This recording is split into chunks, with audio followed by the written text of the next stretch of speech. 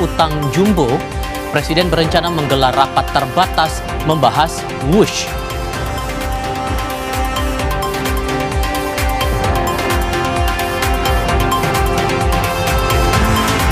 Gaya komunikasi koboi Menteri Keuangan Purbaya Yudi Sadewa dalam membenahi persoalan di sektor keuangan negara yang diapresiasi publik menarik perhatian sejumlah partai politik.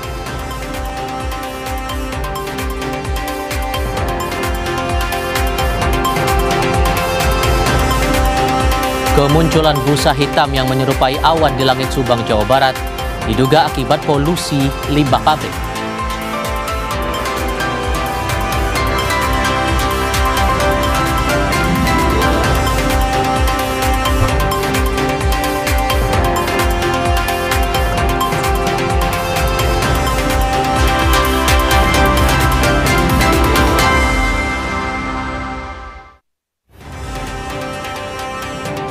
Halo, selamat sore saudara, apa kabar Anda hari ini? Kompas Petang kembali menemani Anda hanya di Kompas TV Independen Terpercaya. Bersama saya Cynthia Rompas. Dan saya Tifal Solesa. Hari ini 30 Oktober 2025. Kami mulai peristiwa kriminal pertama datang dari Lampung. Usai kepergok mencuri kabel, dua pria nekat memanjat menara pemancar di Lampung Selatan. Pelaku nekat memanjat hingga ke puncak menara karena takut diamuk warga. Evakuasi salah satu diduga pencuri kabel tower yang terletak di Desa Cangkong.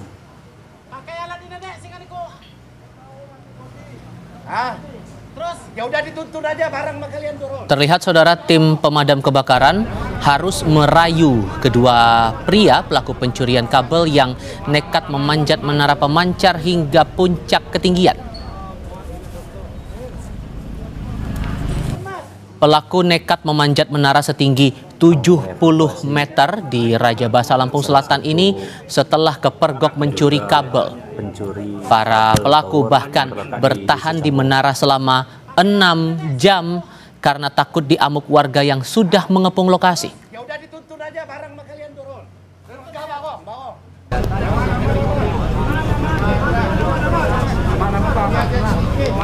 Aman.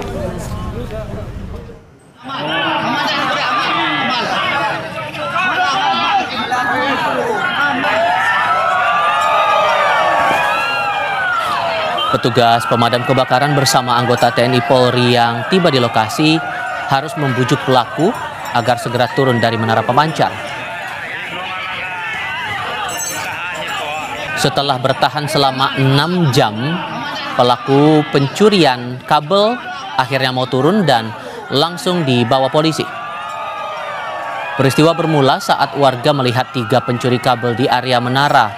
Satu pelaku lainnya kabur ke arah permukiman warga.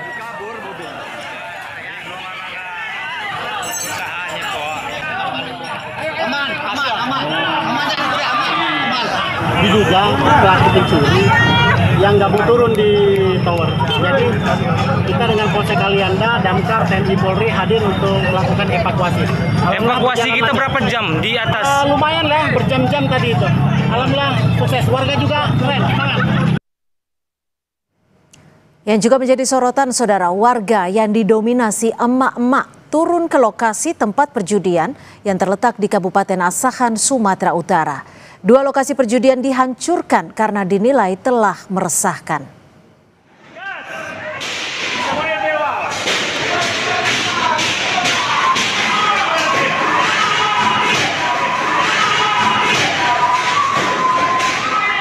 Aksi protes warga yang didominasi emak-emak menyasar 2 lokasi perjudian di Jalan Diponegoro dan Jalan Kartini, Kisaran, Kabupaten Asahan.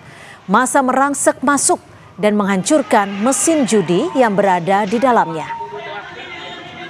Lokasi perjudian bermodus game zone dinilai warga meresahkan dan kerap menimbulkan masalah sosial. Menurut warga, aksi ini dilakukan secara spontanitas.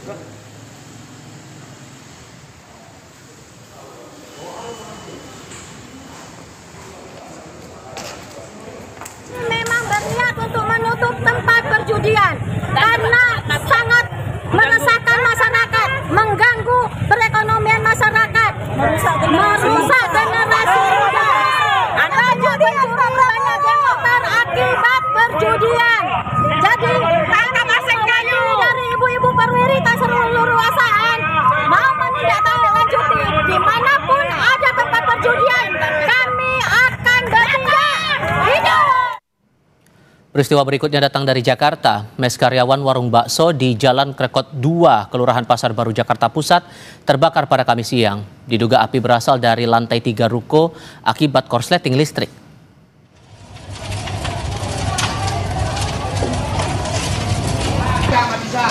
Api di lantai 3 ruko yang menjadi mes karyawan warung bakso hangus terbakar.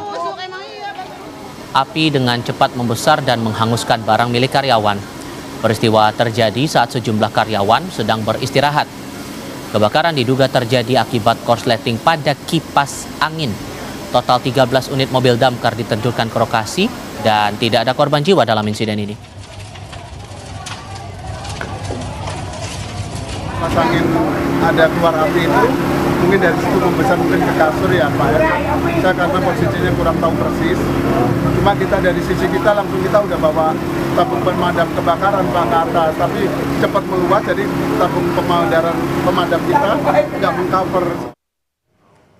Kita ke informasi lain, Saudara. Presiden Prabowo Subianto akan menggelar rapat terbatas membahas khusus polemik utang kereta cepat Indonesia-Cina atau WUS. Hal ini dikonfirmasi Menteri Koordinator Bidang Perekonomian Airlangga Hartarto. Ia memastikan polemik utang WUS akan dibahas khusus dengan Presiden Prabowo. Meski begitu, Airlangga enggan membeberkan kapan ratas utang WUS akan diselenggarakan. Kita sudah evaluasi, tinggal teknisnya. Polemik utang WUS, Pak, sempat dibahas nggak Pak, polemik utang WUS? Pak dilirik sama Pak. Itu nanti dibahas khusus. Maksudnya nanti akan ada ratas khusus Ada dengan pembahasan Presiden? khusus untuk itu. Dengan Presiden, Pak? Ya. Masih. Kira-kira berapa minggu soal PPh 21 tadi? Sementara itu, Saudara, mantan Wakil Ketua KPK Saud Situmorang mendesak KPK harus segera melakukan penyelidikan awal atas ketidaktransparan dalam pelaksanaan proyek WUS. Hal ini untuk memastikan ada kepastian hukum atas pelanggaran dalam sebuah proyek besar. Pada hari ini kita akan terancam tidak sustain melaksanakan proyek ini. Itu persoalan utamanya. Tidak sustain karena soal pinjam meminjam, soal penumpang, terus kemudian sebentar lagi kita harus overhaul pada peralatan dari sisi teknis sebelum dia gagal umpamanya mogok di tengah jalan dan seterusnya. Nah, yang itu yang saya katakan tidak sustain itu kan akibatnya di depan itu kan ada sesuatu yang tidak transparan, tidak akuntabel. Iya dong, tidak akuntabel dong. Itu berpindah begitu aja. Belum lagi kalau kita bicara hubungan diplomasi antara kita, China dan Jepang, itu kan nggak etis banget itu. Nggak begitu cara kita berbisnis di internasional. Itu kode etik yang nggak begitu.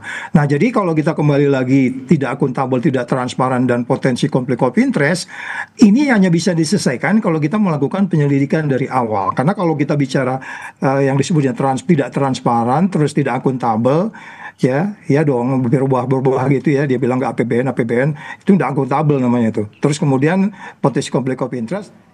Soal perhatian istana pada polemik utang jumbo dan kasus dugaan korupsi di WUS, kita bergabung bersama jurnalis Kompas TV Alfania Rizky dan Anggi Mendarwan langsung dari Kompleks Istana Kepresidenan Jakarta. Satu sisi ada masalah utang, tapi di sisi lain ada dugaan pidana di balik ini, Alfa. Kemana konteks istana memperhatikan kasus WUS ini sehingga perlu ada ratas rencananya?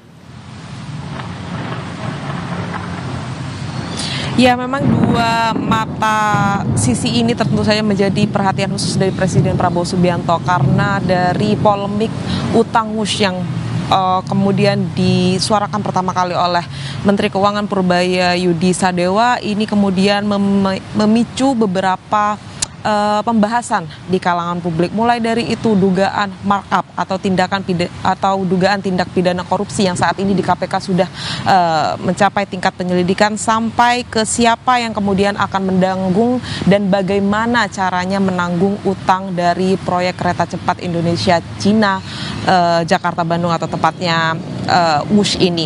Kalau kemarin Menteri Koordinator Bidang Perekonomian Airlangga bilang ini memang belum dibahas khusus dalam rapat terbatas kemarin yang dilakukan untuk membahas update terkini kondisi ekonomi Indonesia, tetapi ia memastikan bahwa Presiden Prabowo Subianto akan menggelar rapat terbatas untuk kemudian membahas polemik utang WUSH ini. Karena sampai saat ini Tifal dan juga saudara, utang WUSH yang kemudian diproyeksikan membebankan sebesar 116 triliun rupiah ini belum mencapai titik temu atau titik terang siapa yang kemudian akan menanggungnya. Meskipun Menteri Keuangan Purbaya Yudi Sadewa menyebutkan tidak akan mengocek dana APBN untuk kemudian membayarkan baik itu bunga maupun utang pokok dari proyek WUSH ini, tetapi ia menyerahkan kepada BPI Danantara yang juga memiliki skema manajemen sendiri untuk kemudian memperhitungkan bagaimana menanggung utang proyek WUSH ini. Karena sampai saat ini yang kita dengar bahwa restrukturisasi utang WUSH menjadi salah satu yang diupayakan pemerintah Indonesia kepada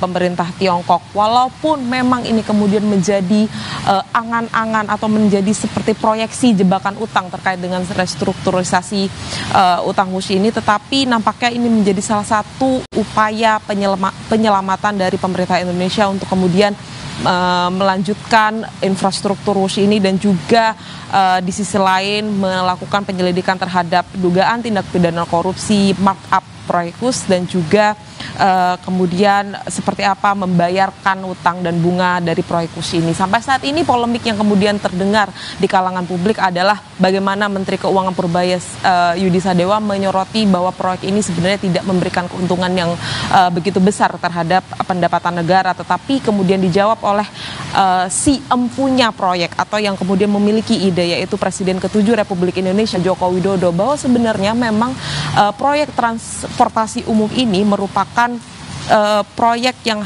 mencari keuntungan sosial, bukan mencari laba, sehingga hal ini yang kemudian disepakati oleh Menteri Keuangan Purbaya Yudi Sadewa juga kemarin, bahwa memang ini merupakan proyek yang memberikan keuntungan sosial kepada publik. Tapi sampai sekarang memang secara manajemen, secara keuntungan perusahaan WUSH memiliki PR panjang untuk kemudian bisa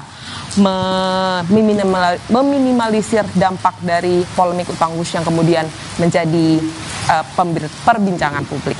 Tifal. Alvania Rizky dan Anggi Mendarwan langsung dari Istana Kepresidenan Jakarta. Terima kasih. Saudara, informasi lainnya di Kompas Petang masih akan kami sajikan selepas jeda. Di antaranya Deddy Mulyadi minta Kementerian Lingkungan Hidup menyelidiki sumber munculnya busa hitam di Subang, Jawa Barat.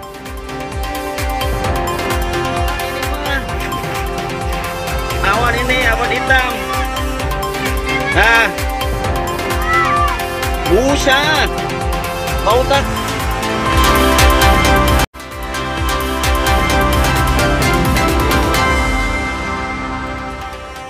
Bertemu kembali, kemunculan busa seperti awan hitam di Subang, Jawa Barat mendapat perhatian Gubernur Jawa Barat Deddy Mulyadi. Awan, jangan ya, awan. Awan. Awan ini mah. Deddy meminta Kementerian Lingkungan Hidup menyelidiki untuk memastikan sumber munculnya busa hitam. Sebelumnya warga Dusun Kondang Subang digemparkan dengan fenomena kemunculan awan hitam yang terbang di langit dan mendarat di area sawah dan perkampungan warga. Awan yang menyerupai busa air berwarna hitam dengan bau asam diduga berasal dari limbah pabrik. Awan ini mah. Gumpalan busa awan, saya sudah minta nih, kan itu tim ya, kan tidak boleh disimpulkan oleh gubernur. Nanti tim dari Kementerian Lingkungan Hidup untuk segera melakukan pengecekan. Apa itu? Di sisi lain, Polsek Patok Besi, Pantura, Subang, Jawa Barat memastikan busa yang menyerupai awan hitam berasal dari luar Subang, tepatnya dari sebuah pabrik di Karawang. Fenomena itu terjadi bersamaan dengan hujan deras disertai angin kencang yang mendorong busa naik ke udara dan berpindah dari Karawang hingga ke Subang. Polisi memastikan busa tidak beracun. Dari pihak kepolisian sudah mengecek bahwa buih busa itu berasal dari satu perusahaan yang ada di Karawang. Jadi bukan yang ada di wilayah Subang. Karena mengingat pada hari Jumat itu ada hujan cukup besar dan angin, jadi buih tersebut terbang ke wilayah Subang ataupun wilayah Patok Besi. Kami juga tadi sudah konfirmasi ke perusahaannya bahwa buih tersebut tidak mengandung beracun. Lalu dari mana asal awan hitam di langit Subang? Kita tanyakan langsung ke pengendali dampak lingkungan, ahli muda Dinas Lingkungan Hidup Subang. Sudah ada Kang Cece Rahman. Kang Cece, ini sudah dipastikan awan hitam ataupun busa berwarna hitam yang sempat terbang di langit Subang ini berasal dari mana, Kang? Nah, sumbernya kita juga kurang tahu ya. Yang jelas pengakuan masyarakat bahwa busa yang terjun yang jatuh ke halamannya itu berwarna kehitaman dan ada karakteristik minyaknya. Tetapi ketika masyarakat ataupun warga yang menemukan itu kemudian menyiramkan air, itu sudah hilang. Apalagi ditambah kemudian di sorenya kan hujannya besar. Nah ini yang pada saat kami tim dari DLH itu ke lapangan pada hari Senin itu tidak ditemukan apa-apa. Oke. Kemudian disambung lagi hari ini pagi-pagi tadi ada tim dari DLH bersama dengan dari KLH, juga dari DLH Provinsi, dari Polda Jabar dan juga Polres yang didampingi oleh kita itu tidak menemukan busa ataupun buih ya. Ya, Kang Cece, tapi kan ini kan polisi sempat menyebutkan bahwa asal dari busa hitam ini diduga berasal dari salah satu aktivitas industri di Karawang. Sudah sempat mengkonfirmasikah terkait hal ini? Saya sempat berkomunikasi dengan DLH Karawang yang memang hari Kamis malam Jumat itu ada kebakaran di perusahaan limbah B3. Tetapi ketika diperlihatkan buihnya itu di sana itu tidak ada buih. Di sana itu tidak ada buih tapi memang ada keluar limbah oli bekas ya. Kita di juga sana tidak itu mau, artinya di ya, tempat pembuangan limbah kah atau di pabriknya ketika Anda mencek ini? Saya kan konfirmasinya ke DLH Kabupaten Karawang ya, dan tidak ada kesamaan karakteristik ya, sehingga bingung juga ketika kita apakah dari Karawang atau dari mana. Yang jelas memang ketika kita ke lapangan tidak ditemukan buihnya, kita sepakat kalau di kemudian hari ada gejala dialami oleh masyarakat. Ada gatal-gatal atau apapun, nanti kita akan ambil sampel apakah itu airnya ataupun itu tanah. Oke, lalu apa antisipasinya? Kan kita kalau ini memang menimbulkan bau tidak sedap dan juga ini diduga berasal dari limbah pabrik, tentunya tidak bisa menunggu lain waktu. Apa yang bisa diantisipasi agar tidak merugikan masyarakat tentunya? Mungkin kita menghimbau ke perusahaan yang ada di sekitar Kabupaten Subang untuk lebih apik lagi di dalam mengelola air limbah ataupun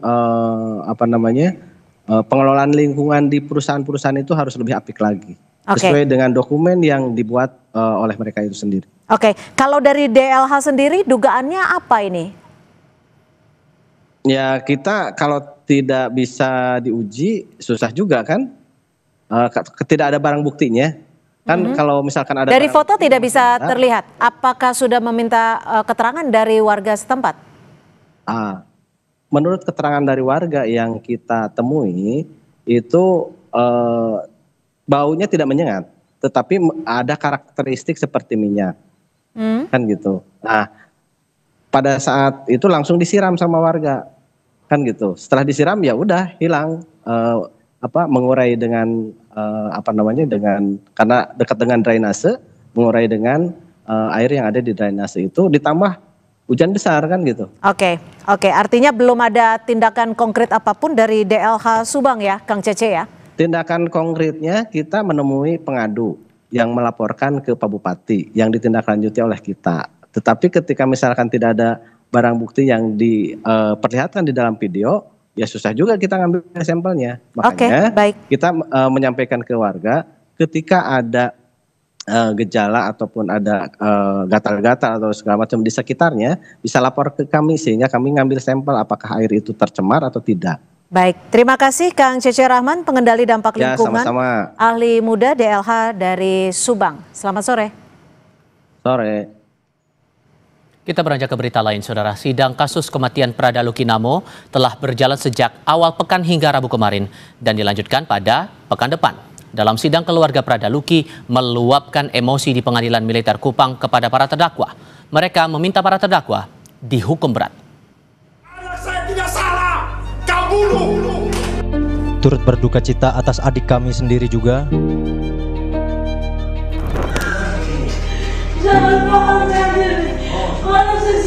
22 terdakwa kasus tewasnya Prada Luki menjalani sidang perdana. Orang tua dan keluarga besar Prada Luki tak pernah absen dalam sidang. Dalam persidangan, ayah Prada Luki, Pelda Christian Namo, sempat bercerita bagaimana ia dan sang istri hancur hati ketika tahu anaknya meninggal dunia diduga karena dianiaya seniornya. Ayah Prada Luki minta seluruh terdakwa dihukum berat. Saya keras di Bapak mengenai saya berontak. Kenapa saya anggota TNI Bapak demi nama Tuhan? Saya sangat cinta dengan TNI. Merah putih Bapak saya adalah mati. Izin, siap izin Bapaknya mau izin karena siap isi saya menangis.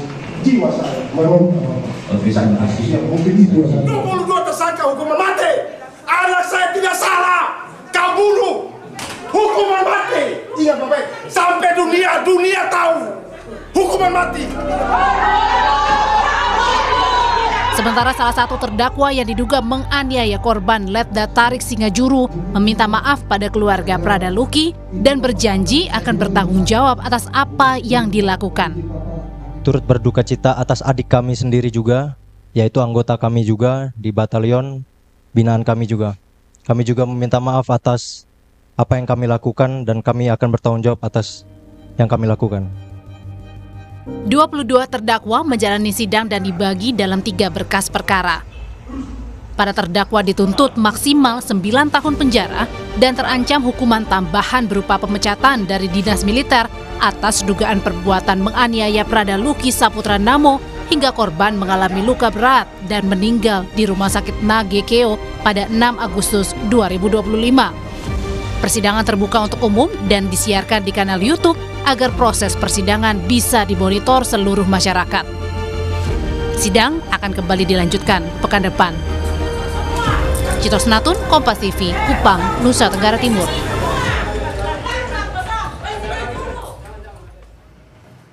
Saudara, hujan deras yang melanda Jakarta dan sekitarnya pada Kamis sore menyebabkan banjir di wilayah Dharma Wangsa, Jakarta Selatan.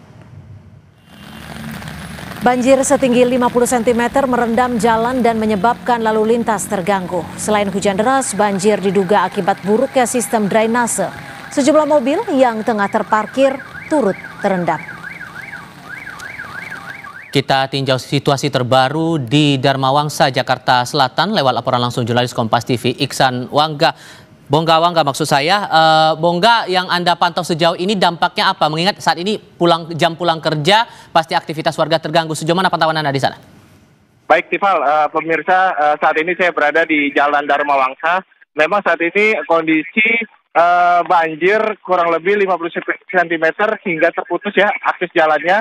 Untuk dari Jalan Wijaya menuju Dharma Wangsa itu memang diarahkan atau dialihkan menuju ke Jalan Wijaya 2.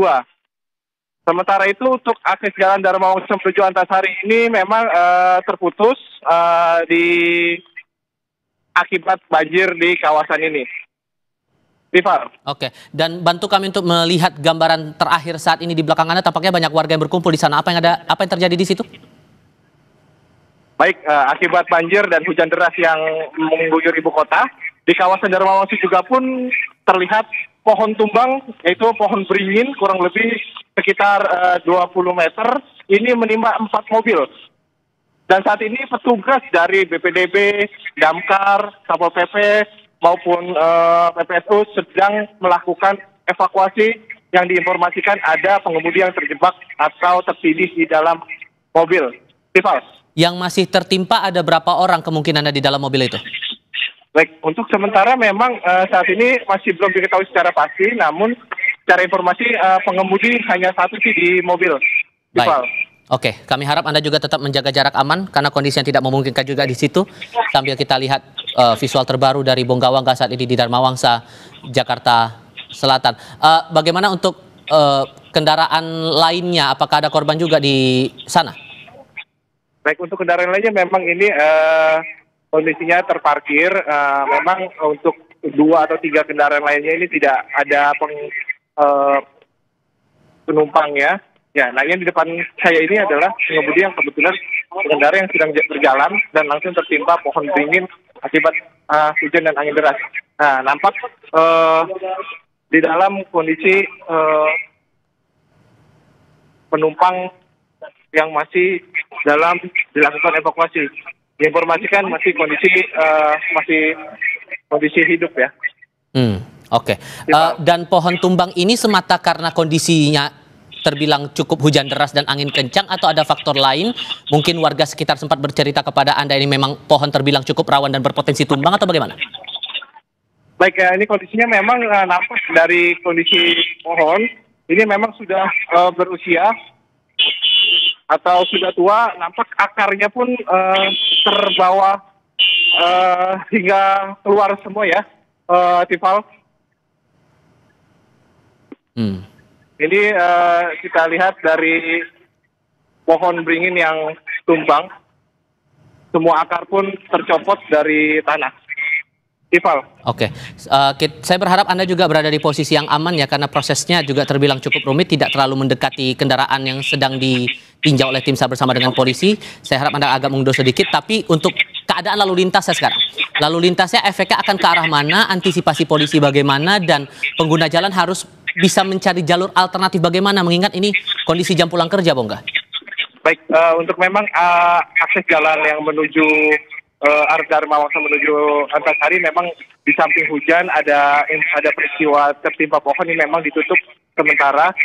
Dihimbau para pengendara yang ingin menuju ke Antasari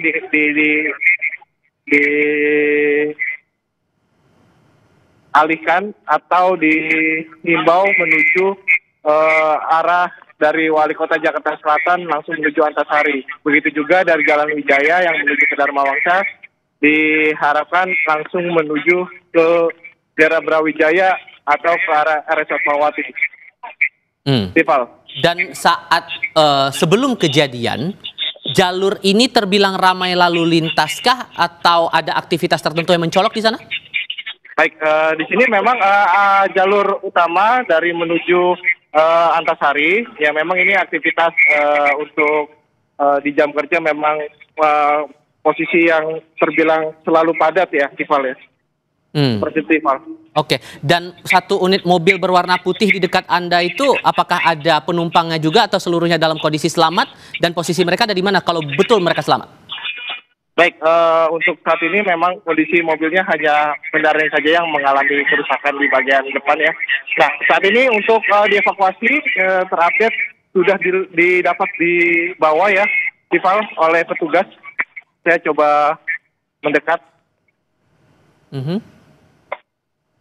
Baik, sambil Anda berupaya untuk ke arah sana, tapi diharapkan semoga dalam kondisi yang masih benar-benar aman oleh petugas di sana, dan dipastikan total kendaraan ada 4 atau bertambah lagi jumlahnya, Bongga?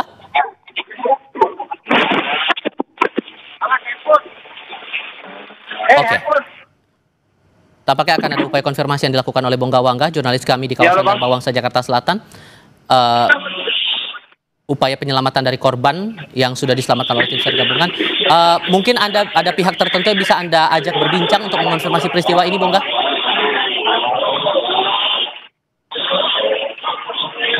Oke, sambil kita lihat. Baik, ini dia salah satu pengemudi yang berhasil dievakuasi oleh petugas. Akan segera dibawa ke rumah sakit terdekat untuk mendapatkan pertolongan medis. Oke. Bisa dipastikankah sejauh ini untuk jumlah kendaraan, Bongga, dan jumlah korban yang sudah ditangani sejauh ini ada berapa banyak? Penegasan lagi? untuk kendaraan memang ini ada 3 lagi yang memang 4-4-nya masih dalam kondisi sedang dilakukan evakuasi pemotongan pohonnya untuk bisa dapat dievakuasi dan keluar dari jalan. Begitu. Dan bisa memakan waktu berapa lama proses evakuasi dan sterilisasi area yang tertutup pohon ini? Baik, Tiffal, bisa diulangi kembali. Oke, semoga suara saya saat ini bisa terdengar dengan jelas. Butuh waktu berapa lama kira-kira proses penyisiran atau sterilisasi dari area yang tertutup pohon ini yang dilakukan oleh tim SAR? Bakal makan waktu berapa lama, Bongga? Baik, untuk evakuasi memang saat ini petugas terus melakukan untuk percepatan evakuasi karena begitu banyak alat yang diteruskan, begitu gergaji besi atau gergaji potong. Ini petugas hingga sampai puluhan. Ini kurang lebih ya bisa diperkirakan setengah jam sudah bisa dilakukan evakuasi keseluruhan. Mungkin Anda bisa ajak berbincang salah satu petugas yang coba membantu proses evakuasi dan pemotongan pohon ini. Kira-kira tantangannya apa-apa saja dan bagaimana mereka bisa melakukan proses ini bisa dengan cepat, Bongga? Silakan. Baik, saya coba mencari petugas yang bisa dikonfirmasi. Saat ini memang kondisi petugas saat ini masih sedang fokus dengan evakuasi dari kendaraan maupun dari pohon sendiri ya, Tiffal ya. Memang mereka belum bisa dapat dikonfirmasi. Bisa terlihat mereka sudah fokus dari evakuasi daun-daun, batang-batang maupun mobil sendiri pun saat ini sudah dicoba dievakuasi. Tiffal. Oke, ini beberapa kendaraan yang... Ya, ini nampak, Tiffal, mobil yang terdampak pohon tumbang sudah dilakukan evakuasi. Sudah bisa dikeluarkan dari lokasi pohon tumbang, Tiffal. Dan dipastikan korban hanya pengguna kendaraan atau ada pengguna jalan seperti pejalan kaki di sekitarnya juga ikut jadi korban di sini, Bongga? Baik, untuk sementara memang informasi yang kita dapat hanya pengemudi yang memang mobilnya tertimpa. Untuk pejalan kaki saat ini belum ada informasi yang lebih lanjut, Tiffal. Baik, dari laporan Bongga Wangga, jurnalis Kompas TV di Dharma Wangsa, Jakarta Selatan, tadi sudah ada proses evakuasi terhadap korban, kemudian dibawa ke rumah sakit terdekat untuk penanganan medis lebih lanjut. Proses sterilisasi area di Jalan Dharma Wangsa, Jakarta Selatan juga masih berjalan sekarang. Visual yang Anda lihat saat ini dari polisi bersama dengan tim gabungan yang berada di sana mencoba untuk memotong batang pohon yang menutupi badan jalan yang ini terimbas juga dengan akses lalu lintas di sekitar kawasan Dharma Wangsa, Jakarta Selatan. Yang saya pantau sejauh ini dari aplikasi Info BMKG, curah hujan saat ini di kawasan Jakarta terpantau hujan dengan potensi petir, dengan hujan deras, suhu 28 derajat Celcius, ada potensi kecepatan angin di sini 1,3 km per jam. Ini harus jadi perhatian bagi warga Jakarta yang melintas di sekitar kawasan Dharma Wangsa, Jakarta Selatan untuk memperhatikan kondisi di sekitarnya. Bongga Wangga, kami harap Anda tetap berada di jarak aman. Tapi sementara terima kasih untuk laporan Anda langsung dari Dharma Wangsa, Jakarta Selatan. Baik.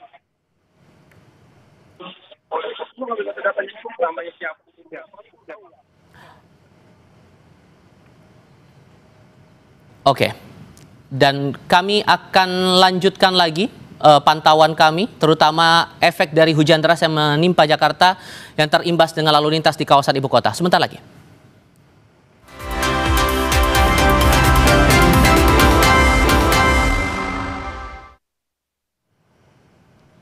Anda yang baru bergabung bersama Kompas TV, terlebih Anda warga Jakarta, kami sampaikan kembali hujan deras yang melanda ibu kota sejauh ini pada Kamis sore memicu banjir di Dharma Wangsa, Jakarta Selatan. Ini visual terakhir dari tim liputan kami yang memantau banjir setinggi 50 cm yang merendam jalan hingga membuat lalu lintas terganggu.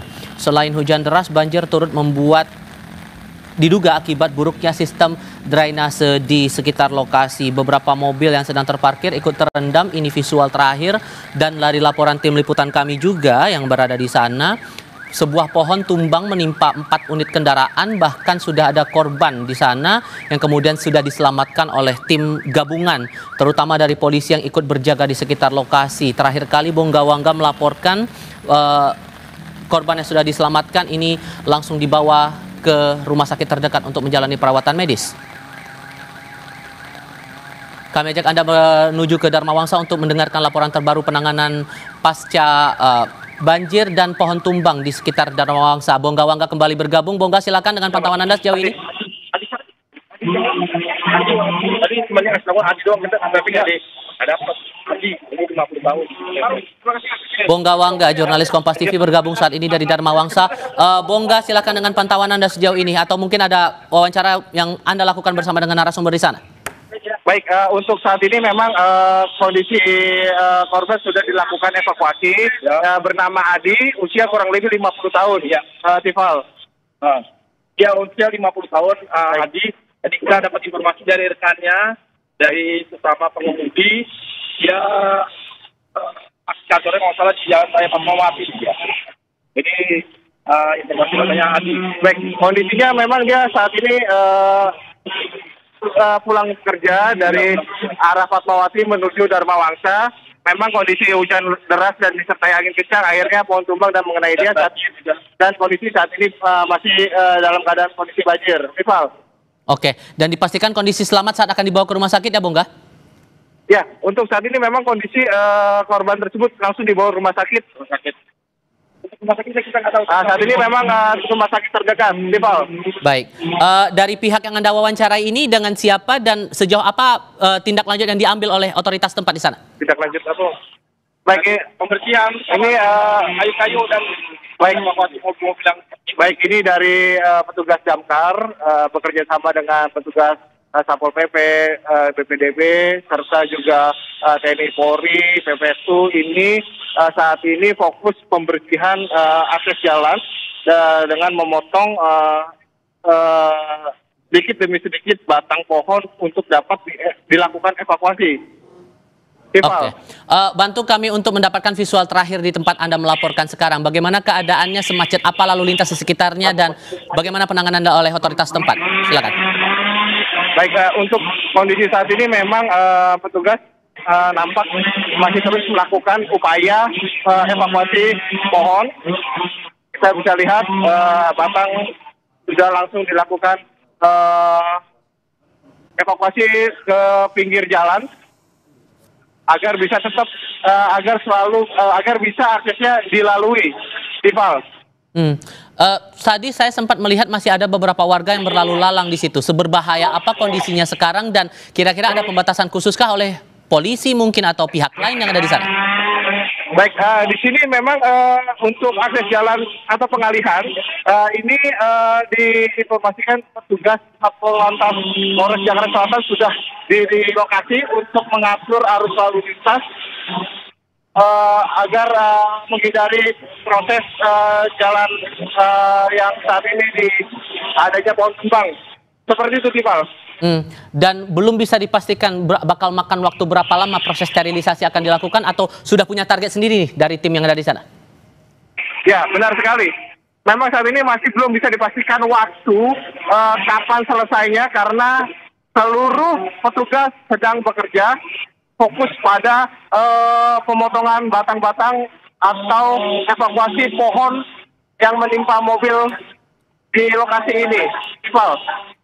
Mau memastikan lagi apakah ada proses evakuasi untuk korban sampai dengan sekarang? Bagaimana sih, Bang?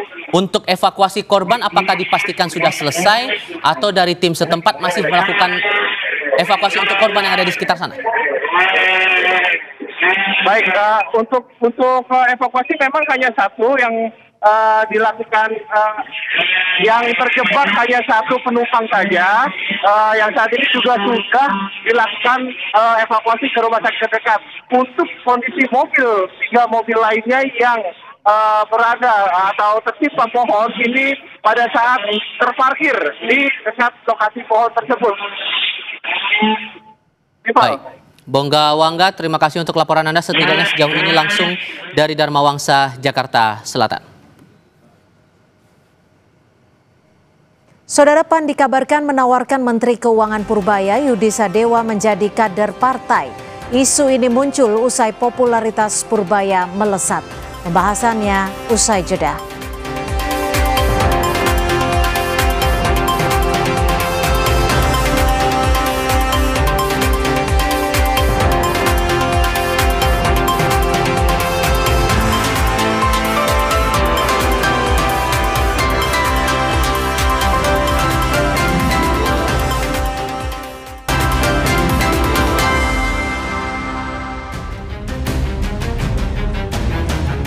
Kepopuleran dan sentimen positif Menteri Keuangan Purbaya Yudi Sadewa membuat partai politik menaruh perhatian lebih. Salah satu partai yang mulai menyinggung soal kemungkinan Purbaya masuk parpol adalah Partai Amanat Nasional (PAN). Wakil Ketua Umum PAN, Edi Suparno, mengakui bahwa Purbaya saat ini memang menjadi media darling. Soal apakah PAN bakal menarik Purbaya, Edi mengatakan bahwa Purbaya belum tentu mau masuk partainya. Saya melihat bahwa Pak Purbaya sekarang ini sedang menjadi media darling, bahkan sudah melampaui popularitasnya di atas KDM yang sebelumnya kokoh berada di tangga media darlingnya publik. Apakah kemudian Pak Purbaya itu menjadi salah satu calon besutan dari PAN untuk kita tarik ke PAN? Ya belum tentu Pak Purbaya juga mau gitu kan. Merespon kabar dirinya yang mulai dilirik partai politik, sejauh ini Menteri Keuangan Purbaya mengatakan tidak tertarik masuk politik. Sekjen PAN Pak, gimana tanggapannya Pak? Tertarik nggak Pak sama tawarannya Pak? Saya nggak tertarik politik, saya Tapi menanggapi elektabilitas Bapak yang tinggi bagaimana Pak? Belakangan Pak? Saya nggak tertarik politik Mas.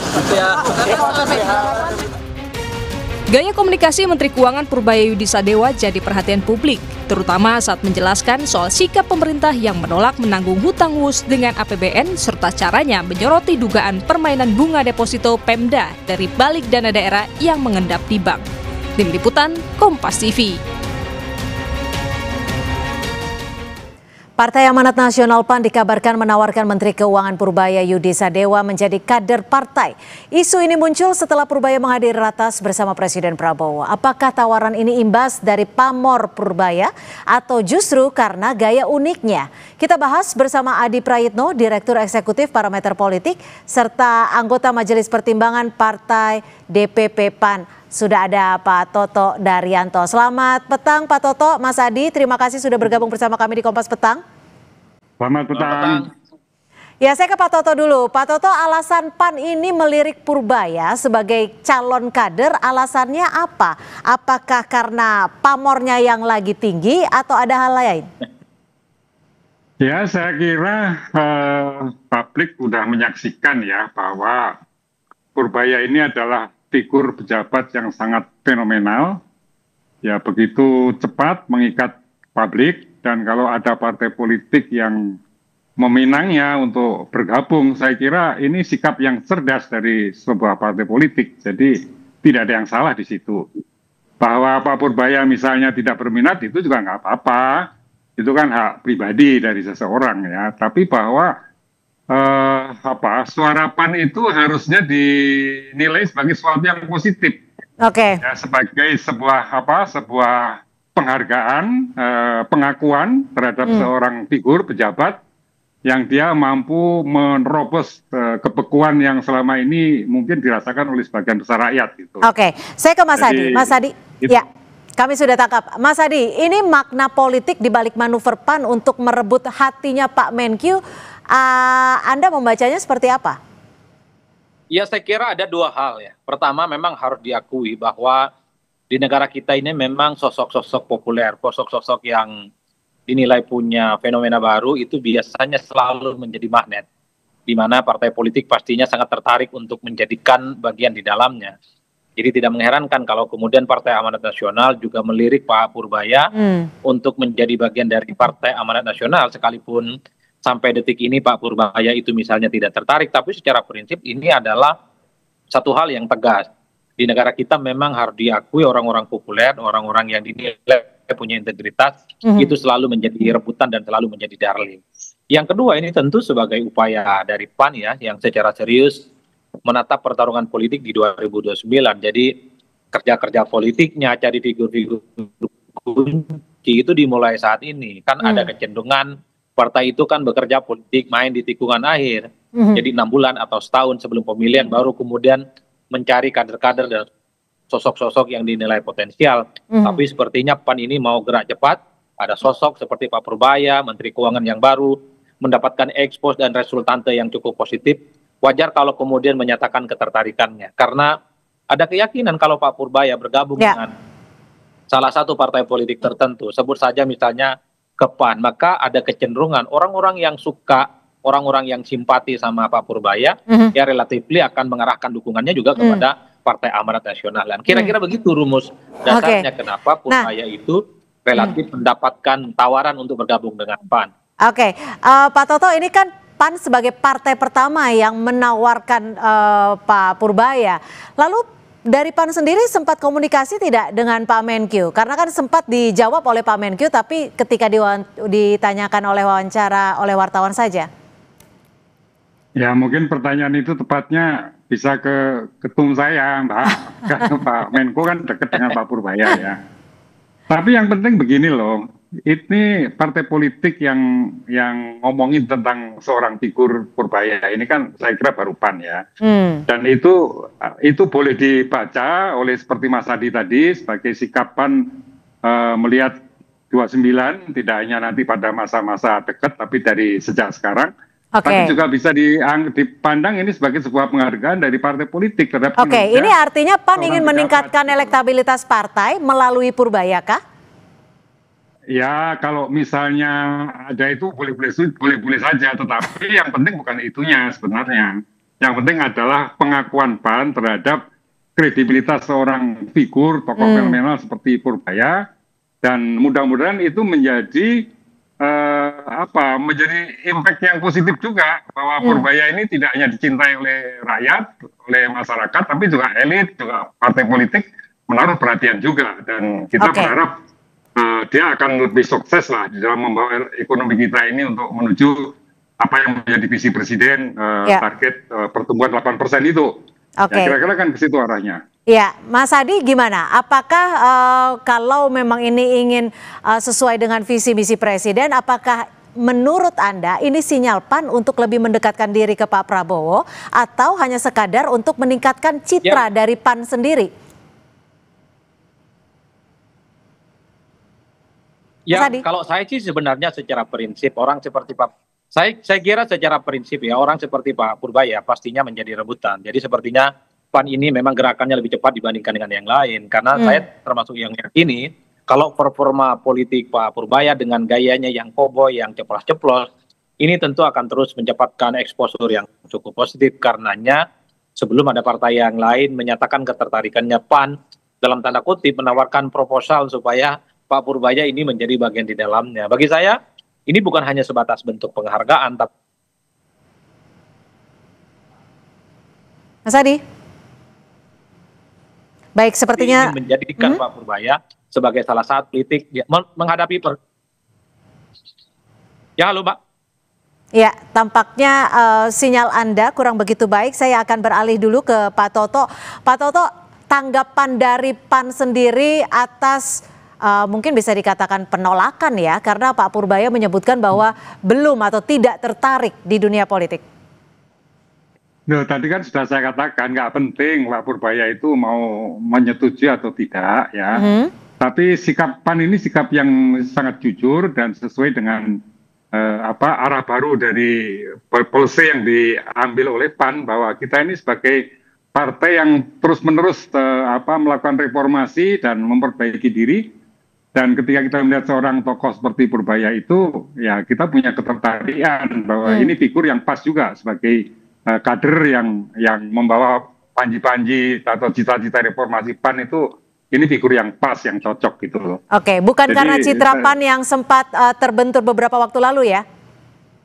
Ya, bukanlah. Saya kira ini sikap jujur yang harusnya ditanggapi positif aja, nggak usah dilihat dari kepentingan jangka pendek lainnya lah saja. Oke, Mas Adi, saya kembali ke Anda. Apakah figur seorang Pak Purbaya ini bisa meningkatkan elektabilitas suatu partai dengan cukup signifikankah?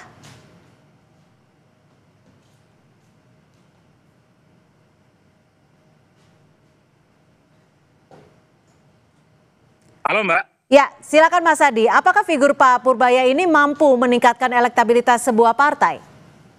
Ya, saya kira memang dalam banyak hal sosok seperti Pak Purbaya pastinya akan menjadi salah satu daya ungkit yang akan membuat partai politik tertentu seperti PAN itu akan terkerek ya. Meski bukan sebuah jaminan, tapi ada kecenderungan di negara kita ini partai itu biasanya ngikut pada figur-figur yang dinilai punya kekuatan figur kunci ya, popularitas ataupun elektabilitasnya. Inilah yang kemudian membuat kenapa PAN itu relatif menyatakan ketertarikannya kepada Pak Purbaya untuk menjadikan Pak Purbaya bagian dari PAN. Itu pertama. Yang kedua memang cukup rasional jika orang-orang populer, orang-orang hebat seperti Pak Purbaya yang saat ini mendapatkan spotlight politik di atas rata-rata, itu mendapatkan tawaran politik dari partai. Ya. Ini kan menegaskan bahwa sebenarnya partai itu butuh orang hebat, partai itu butuh orang top yang bisa memberikan efek dan dampak positif kepada partai. Ini atau karena PAN saat ini butuh figur teknokrat menurut Anda? Ya kalau itu pastinya ya, saya kira bukan hanya PAN, semua partai politik pastinya membutuhkan figur-figur teknokratik. Tapi secara prinsip kalau kita melihat fenomena Pak Purbaya, ini all in pasti keinginannya adalah memperkuat barisan politik, menaikkan citra partai, orang-orang yang bergabung di dalamnya adalah orang yang memiliki kapasitas, punya kompetensi, punya integritas yang pastinya akan membuat daya tawar politik itu akan begitu kuat secara signifikan. Kan di situ sebenarnya letak pentingnya, Mbak. Baik, terima kasih Mas Adi Praitno, Direktur Eksekutif Parameter Politik, dan juga Pak Toto Daryanto, anggota Majelis Pertimbangan DPP PAN, sudah berbagi perspektif bersama kami di Kompas Petang. Selamat sore. Ya, sore. Saudara, informasi lainnya masih akan kami sajikan selepas jeda. Berbagai pihak sudah mendesak perlunya audit investigatif untuk membuktikan ada tidaknya markup proyek WUSH. Akankah pemerintah dan KPK berani mengungkap polemik utang WUSH yang membengkak? Kami bahas usai jeda bersama Tifal Solesa.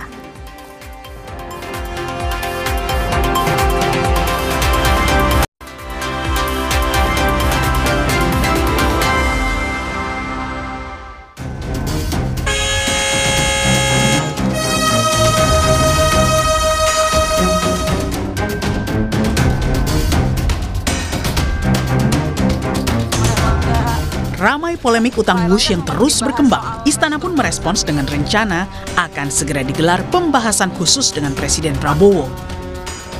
Sedikit Pak soal polemik utang WUSH, Pak. Sempat dibahas nggak Pak polemik utang WUSH? Itu nanti dibahas khusus.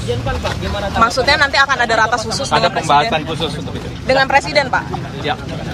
Mbak Sita, Kapan Pak kira-kira Pak Minggu minggu depan soal PPh 21 tadi? Di sisi lain, Ketum Projo Budi Ari menilai polemik utang WUSH harus dipisahkan dari dugaan pelanggaran hukum. Pasalnya, menurut mantan koperasi ini, secara bisnis proyek WUSH sudah menghasilkan keuntungan. Namun begitu, ia mendukung penegak hukum mengusut proyek WUSH jika menemukan dugaan markup. Itu proyek bukan proyek bangkrak, itu barang udah jadi. Sampai saat ini saya udah cek, itu WUSH itu, KCIT itu EBITDA-nya sudah positif.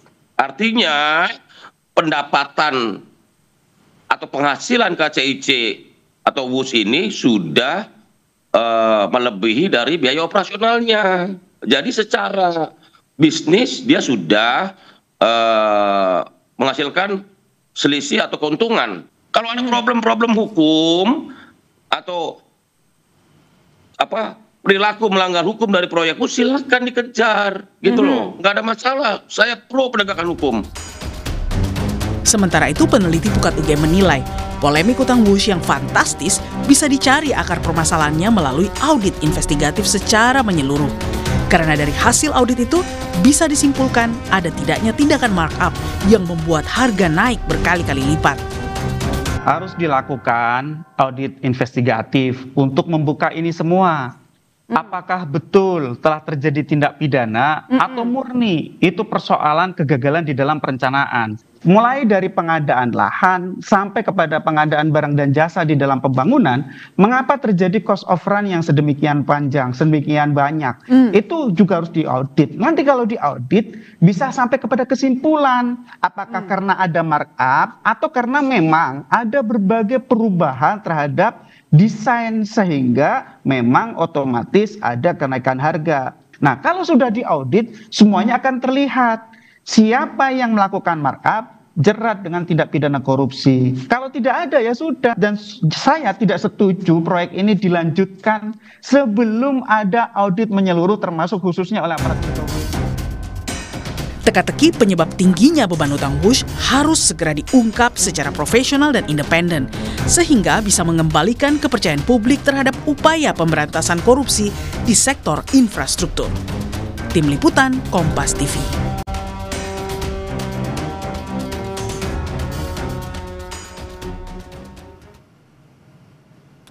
Berbagai pihak sudah mendesak perlu dilakukan audit investigatif untuk membuktikan ada tidaknya markup proyek Wush. Istana juga sudah merespons dengan bakal menggelar rapat terbatas. Akankah pemerintah dan KPK berani mengungkap polemik utang Wush yang membengkak ini? Kami diskusikan bersama anggota Komisi 3 DPR fraksi Partai Golkar Sudesson Tandra dan pakar hukum pidana pencucian uang Yenti Garnasih. Selamat sore semuanya, apa kabar? Selamat sore, alhamdulillah baik. Terima kasih sudah bergabung bersama kami kali ini. Sudah mulai muncul dugaan markup atas proyek Wush nih, Pak Desson. Kalau menurut Anda untuk mengusut ini bakal gampang seharusnya atau malah ada tantangan sendiri nih? Ya kalau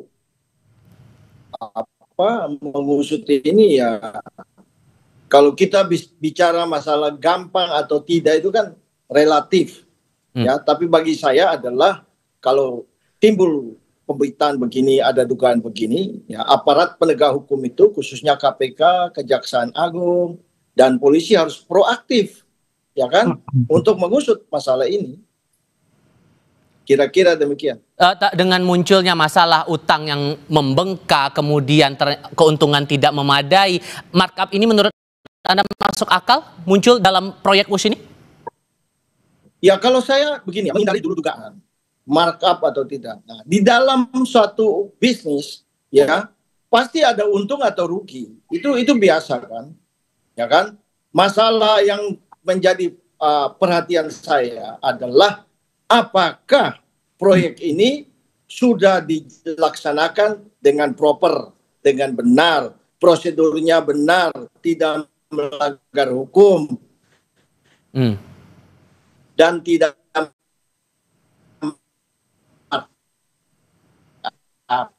Oke, kami coba perbaiki dulu komunikasi kami dengan Pak Desson. Kami terkendala komunikasi. Pak Desson, sorry, saya harus potong dulu karena sempat terpotong gangguan sinyal di sini.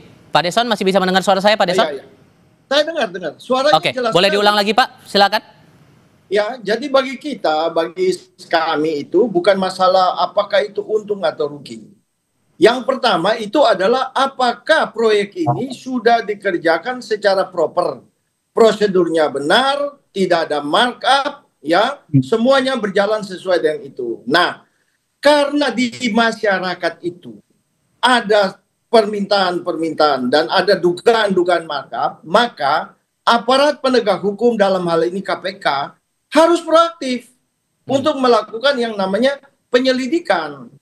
Nah, penyelidikan itu bukan berarti bahwa ini sudah terjadi perbuatan pidana, bukan. Tetapi ini untuk apa? Menjawab ya pertanggungjawaban sebagai aparat penegak hukum kepada masyarakat yang curiga kan begitu. Kira-kira demikian. Tapi nunggu harus ada yang ngadu dulu ke KPK atau sebetulnya KPK bisa langsung aja nelusurin ini, Pak Desson? Jadi ini begini loh. Pertama ini kan bukan delik aduan. Dan yang kedua, korupsi itu kan musuh baik, musuh rakyat, musuh kita semua. Itu dari aparatnya KPK, pencegahan dan pemberantasan korupsi, ya dia wajib dimintai orang, nggak usah, aktif aja turun. Kira-kira demikian. Baik, Bu Yenti, sekarang pertanyaannya, ini kan memang bukan delik aduan, sehingga kalau ada muncul dugaan markup dalam proyek seperti ini, penanganan hulu ke hilirnya akan gimana, Bu? Iya kan, KPK belakangan kan mengatakan bahwa sebetulnya penyelidikan sudah dilakukan mulai awal 2025 gitu ya. Baru sekarang bicara begitu kan. Ini nggak tahu beneran nggak 2025. Kalau 2025, kemudian sekarang sudah Oktober, terus apa dong hasilnya? Saya kok tiba-tiba kok bilang begitu ya. Tadinya kan KPK mengatakan bahwa Pak Mahfud lapor dong gitu kan. Seolah-olah kan ini begitu diributkan ya tidak harus ada laporan karena kan penyidik itu melakukan penyelidikan itu adalah bisa melakukan sendiri, bisa menemukan sendiri atau kalau memang atau ada pengaduan masyarakat. Tapi kalau sudah ramai seperti ini harusnya sudah jalan. Apalagi sudah mengatakan bahwa sebetulnya penyelidikan sudah dilakukan sejak 2025 awal gitu ya. Terus hasilnya mana gitu. Tadi Pak Dison juga mengatakan bukan masalah untung rugi, masalahnya ini kan juga bukan berhenti di untung rugi, ini proyek yang ada hutangnya lama sekali dan besar sekali gitu kan. Kemudian ada dugaan untuk menjawab kecurigaan masyarakat yang katanya tidak boleh membandingkan apple to apple, kalau di Arab berapa, kalau di sini berapa begitu kan. Oke, oleh karenanya untuk menjaga kewibawaan pemerintah dan juga KPK sendiri gitu ya, ya dijawab ini ada nggak markup-nya gitu kan. Dan harus dimulai dari mana Bu Yenti? Begini, kalau melakukan penyelidikan itu, penyelidik itu boleh memanggil mencari barang bukti, kemudian memanggil untuk dimintain keterangan. Sudah manggil belum gitu kan ya. Kemudian auditnya mana gitu kan. Itu kan mestinya kalau sudah 2 tahun beroperasi masa nggak ada audit dulu berapa, kok bisa sekarang mengatakan sudah untung, itu untung dari mana gitu kan. Untung itu dipikirkan bagaimana suatu proyek yang masih hutang, apakah itu masih sudah bisa dikatakan ada untungnya gitu, itu kan juga harus dilihat gitu ya. Minimal nanti dilihat studi kelayakannya gimana. Kemudian ini loh yang menarik adalah bahwa proyek itu sejak awal katanya Pak Menko dulu sudah busuk. Busuk tuh apa? Kalau busuk kenapa diteruskan? Itu siapa? Bagaimana gitu. Di sisi lain juga kita melihat ada pernyataan dari pemerintah bakal ada rapat terbatas yang bakal dilakukan Presiden untuk mengusut atau menangani masalah WUS ini. Menurut Anda Bu Yenti, apakah perlu KPK bertindak menunggu hasil rapat terbatas dulu dari Presiden, kalau sudah kasih lampu hijau baru dilakukan penyelidikan? Oh, nggak bisa ya, itu jatuh menjatuhkan penegakan hukum ya. Gini, terlepas ya misalnya kepolisian, kemudian KPK memang lembaga itu di bawah pemerintahan dalam hal pendanaan dan sebagainya, bukan berarti bahwa kapan penyelidikan dimulai, kapan mau bergerak, tidak boleh menunggu apakah ada lampu hijau atau tidak ya. Itu namanya penegakan hukum yang tidak objektif ya kan, bukan begitu. Apalagi penegak hukum dalam hari ini KPK juga termasuk untuk melihat apakah ada oknum-oknum pejabat-pejabat pemerintah yang terlibat pada waktu itu maupun sekarang. Ya kan tidak mungkin menunggu mereka itu nggak ada. Ya syukur-syukur kalau mereka ratas. Tapi yang penting justru jangan sampai ada kesan nanti jalan setelah ratas. Itu berarti kan penegakan hukum didikte oleh pemerintah, oleh eksekutif kan bukan begitu. Karena penegakan hukum itu di ranah yudikatif kan. Itu kan sebenarnya nggak boleh. Ya. Sehingga Komisi 3 sebagai mitranya KPK, Pak Deson, dorongannya sejauh mana untuk agar KPK ini bisa melakukan audit investigatif penyelidikan maksimal begitu untuk kasus ini? Ya, jadi begini. Kita harus memisahkan masalah untung rugi dan adanya pelanggaran hukum. Ini kan dua hal yang berbeda, ya kan? Tujuan pemerintah untuk mengadakan alat transportasi itu kan baik, ya kan? Masalah rugi atau tidak itu urusan yang lain. Tapi dalam kami sebagai Komisi 3 di bidang penegakan hukum, perhatian kami itu ada tidak, ya kan? Masalah ini yang berpotensi untuk menimbulkan kerugian negara, ya kan? Ada enggak tidak ada perbuatan melawan hukum. Nah, KPK dalam hal ini nggak usah menunggu rapat. Itu dua hal yang terpisah, ya. WUS ini kemudian menimbulkan banyak sekali utang dan sebagainya. Itu hal yang ada di ranah yang lain. Ranah KPK adalah untuk mencegah dan memberantas tindakan-tindakan yang menyebabkan kerugian keuangan negara. Maka KPK sudah harus berjalan. Nah, kalau audit itu kan ada 3, ya, audit biasa, general audit, kemudian audit khusus dan audit investigatif. Nah, kalau audit biasa itu kan sudah pasti akan dilakukan oleh semua institusi negara. Nah, yang tadi dikatakan oleh Bu Yenti itu sudah dipanggil aja mereka-mereka yang terlibat, institusi-institusi ini, kemudian ditanyakan. Dan itu pasti ada jawabannya. Ini kita mengurai benang khusus ini, KPK akan tahu di mana arahnya, kan begitu. Sehingga ya institusi ini, BUMN mana yang menangani, proyek ini dikerjakan oleh siapa, bagaimana kontrak awalnya, ya kan? Ya, perbandingan harga per kilometer di sini dan di negara lain. Ya kan, ada komponen misalnya komponen tanah, komponen peralatan, komponen ya administrasi dan sebagainya. Ini kan jelas, ya. Dan ini dapat dikerjakan dan dapat kita ini kalau ini dikerjakan. Nah, untuk menjawab pertanggungjawaban kita kepada masyarakat, kecurigaan ini kan harus dijawab, ya kan? Oke. Nah, itulah yang kira-kira kami dari Komisi 3 ingin agar KPK ini bergerak cepat untuk menjawab ya kecurigaan-kecurigaan yang timbul di masyarakat. Keseriusan ini yang kita tunggu bersama-sama. Pak Deson, Bu Yenti, terima kasih banyak sudah berdiskusi bersama kami kali ini. Selamat sore semuanya. Ya, selamat sore. Kami akan ajak Anda kembali melihat suasana di Dharma Wangsa, Jakarta Selatan setelah satu pohon tumbang menimpa 4 unit mobil di tengah hujan deras yang mengguyur kawasan ibu kota. Kami segera kembali.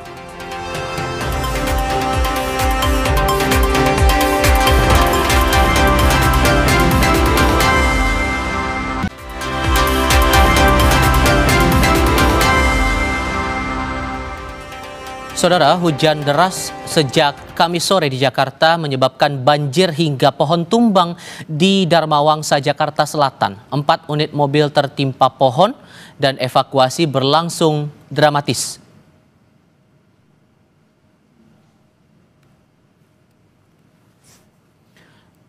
Yang Anda lihat visualnya saat ini adalah keadaan saat beberapa warga bersama dengan petugas gabungan berupaya mengevakuasi 1 unit mobil yang tertimpa pohon tumbang. Terakhir kali tim liputan kami melaporkan sebanyak 4 unit mobil mewah tertimpa pohon saat hujan deras melanda Jakarta pada Kamis sore. Petugas bersama warga sekitar berupaya memindahkan mobil yang tertimpa batang pohon. Hingga terakhir kali kami menerima laporan, sebanyak 4 unit mobil tertimpa pohon tumbang imbas dari hujan deras yang mengguyur kawasan Jakarta. Dan yang Anda lihat saat ini adalah visual terbaru dari tim liputan kami saat proses evakuasi terhadap unit kendaraan yang tertimpa pohon tumbang maupun juga pohon yang menimpa kendaraan yang melintas di Jalan Dharma Wangsa, Jakarta Selatan telah berhasil dievakuasi. Saat ini area yang sempat tertutup pohon ini sudah steril kembali. Kemungkinan bisa dilintasi, ini masih mengikuti lagi arahan dan petugas dari polisi dan juga otoritas setempat. Dari tim liputan kami terakhir kali melaporkan ada 1 orang yang berada dalam mobil terjebak dalam kendaraan dan sudah berhasil dievakuasi. Korban tersebut langsung dibawa, terakhir kali kami menerima laporan, ke Rumah Sakit Pusat Pertamina Jakarta untuk mendapatkan penanganan medis lebih lanjut.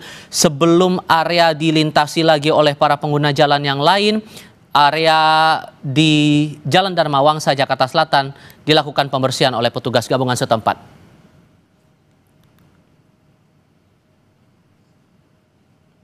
Kami akan segera kembali, tetap di Kompas TV.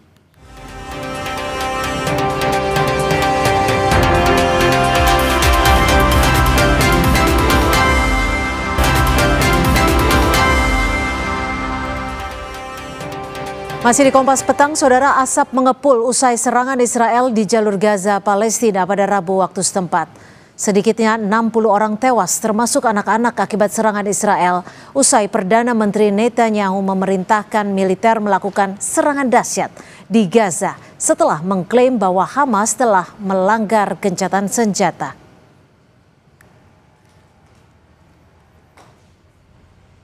Selesai sudah Kompas Petang untuk hari ini. Saya Tifal Solesa. Dan saya Cynthia Rompas. Terima kasih, selamat sore, sampai jumpa.